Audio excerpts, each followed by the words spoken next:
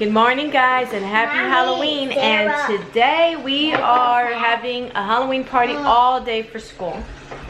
So we are starting off the day like this. My husband started off the morning with the kids making Halloween bags for trick-or-treaters. This is a tradition that he's held with his family since he was little.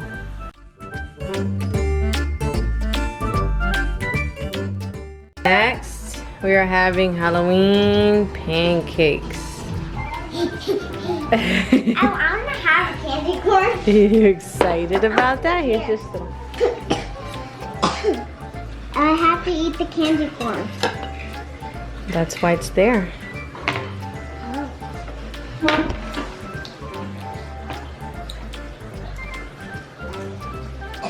And our breakfast is ready. I ate this one. I ate this candy corn. Look, I did have a spatula here. Door, guys.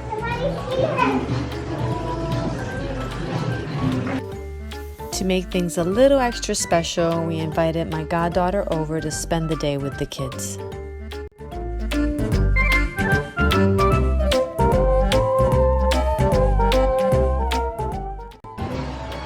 You're gonna use all those stickers at the end to make our haunted painting. So we have pastels, we have our watercolor paper, and we have the pencils and some stickers and stuff. Are you okay?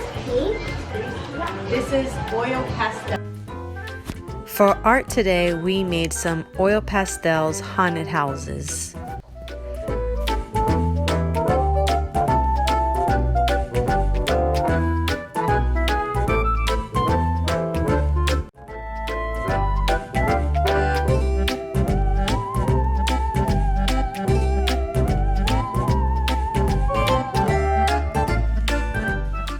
These paintings came out so adorable. For our final activity, we had poetry tea time featuring some Halloween-themed poetry books.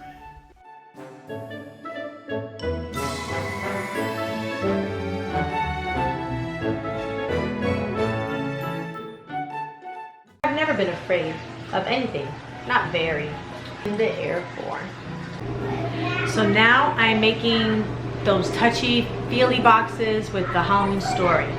So this is last minute planning, so I didn't buy any mystery bags or tissue boxes, but I found I have a lot of these red bowls, and I have some cloth here and rubber bands, so I am just putting things inside them where they can stick their hands inside. Yes, that's Liz.